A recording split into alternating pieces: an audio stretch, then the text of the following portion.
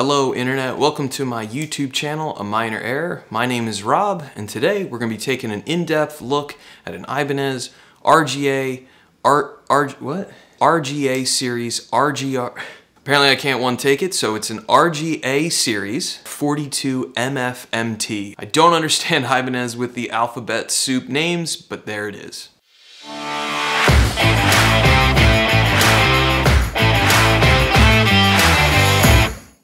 But first, before I get into this video, if you like it and you'd like to help support me directly, I've provided some affiliate links down below in the description. That's a great way of supporting me and helping me be able to continue to make videos like this. I've provided a link to an exact same fixed bridge 6-string model and a tremolo equipped 7-string model of this guitar, as well as a couple other products that I love and use and think that you'll like as well. As always, chapters are down below to help you skip around and get to the part you're most interested in the video. The flow of this video is going to go a piece of music that I recorded exclusively on this guitar. Then we're going to talk about its features, the good, the bad, and my verdict. So let's take a listen and hear the guitar in action.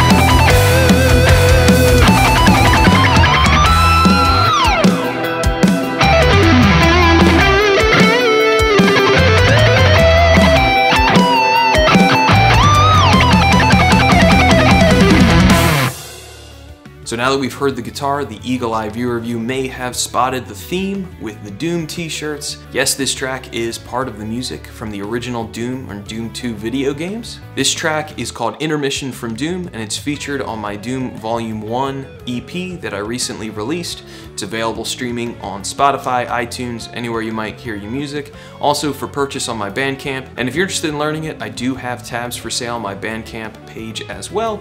Check the little description down below if if you're interested. For the signal chain on the recording, I used gorgomyte to thoroughly clean the fingerboards and frets, and then I restrung the guitar with my favorite set of Stringjoy strings, trying to give the best possible representation of what this guitar sounds like for you. I then ran the guitar through a string source cable directly into a Motu M2 interface, and as always using neural DSP plugins for my amps, and I used my own mixing and I mastered the track as well. For the features of this guitar, it costs $430 brand new, although if you look around used, you can find them for around $350 or so. It's got a mahogany body with a flame maple top, bolt-on construction with a maple neck, offset dot inlays, and 24 nickel frets. It's wired up to a 5-way switch, as well as a master volume and a master tone control. There are no push-pull, coil tap, or voice options, as they are passive pickups. This guitar has 2 Ibanez branded passive humbucker pickups in the neck and the bridge, and they're called Quantum H, both in the neck, and Quantum H in the bridge. The bridge on this guitar is a fully floating Ibanez licensed and branded Floyd Rose style unit, so it can be pulled up and pushed down on. On to the good. One of the best aspects of this guitar is that the fit and finish is fantastic. It is a well-made guitar, and cosmetically there was no issues that I could find. The routing of the body had been nice, and it's a well put together guitar. There's nothing obviously wrong with it, like the neck not fitting straight in the pocket like I've ran into in other guitars from other brands. I also really like how they've shaped the lower horn. They've removed an extra amount of wood, so upper fret access is fantastic. You have a typical Ibanez neck joint profile for the bolt-on here that's very comfortable. Again, getting into those upper frets is very easy. The neck profile is also another major positive. It is not terribly thin, but it does have a nice flat section sort of in the middle of the neck, which makes all that shreddy stuff nice and easy, but it's not absurdly thin that makes, you know, maybe classic rock style techniques very uncomfortable. A positive on this guitar is actually that bridge unit. I found it to be pretty reliable tuning wise, and also the fine tuners were very easy to turn. So compared to other brands that I've played, you know, getting it dialed in, that perfect in tune was no big deal. Another cool thing about the bridge is that it will flutter, and it flutters pretty well. So all in all, for a budget instrument or a kind of beginner to intermediate level guitar, the bridge is pretty solid here, despite it being one of the cheaper Ibanez units. So now that I'm about halfway through this video, it's a good time for me to plug what I do. So first, I'm an original progressive metal guitar player. I write and release my own music here on my channel. I also do thorough guitar reviews like this one, other product reviews, and some music theory and guitar lessons on my channel. I also do give Zoom music lessons. I give guitar lessons, music theory lessons, ear training, and music production lessons on Zoom. So if you're interested in a lesson, you know, contact info down below. On to the bad. The first negative of this guitar is that the fretwork was atrocious. Really extreme fret sprout, very uncomfortable to do any licks that required some substantial amount of sliding. I remember looking down at my index finger especially, getting all of these razor thin cuts as I was writing and recording and just using the instrument in general. Another negative is that there is no reinforcement flute on the top of the headstock, so if you're one of those people like my buddy Josh, who always drops his guitar and smashes off the headstock, you're definitely going to end up breaking it. If the guitar falls, the headstock or the neck will definitely crack. I'm kind of surprised by this design. That was an issue that plagued Ibanez's of old, and most of their guitars now come with a reinforced section at the top of the neck specifically to avoid that problem, so a little disappointed to see that. Another negative of the guitar is that it is extremely light, surprisingly light, and it comes across kind of feeling cheap to me. Now, despite the tremolo staying in tune and fluttering, I did have a little bit of problems of noise through it. So the springs were ringing through, and I had to do the old kind of Steve Vai trick where you put a little bit of like tissue paper in the cavity to quiet up the springs, which definitely helped a lot.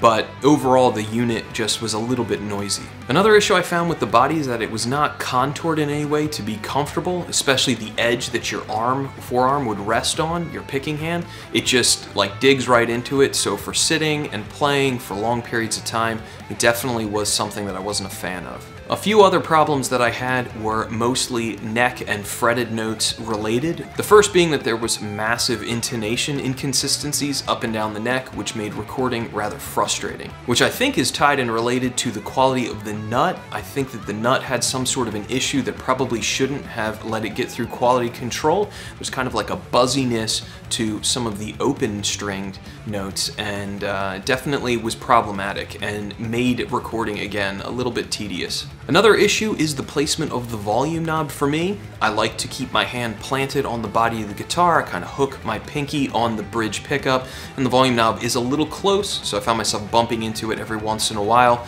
so that isn't ideal. And lastly, I'm not a big fan specifically of the bridge pickup. This is a very common issue on budget or intermediate level guitars.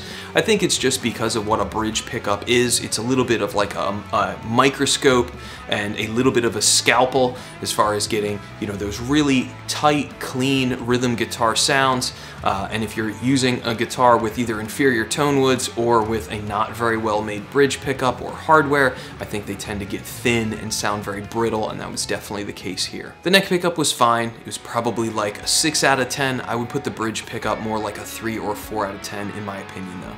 And the verdict, should you consider buying this guitar? I think in the end I would say no.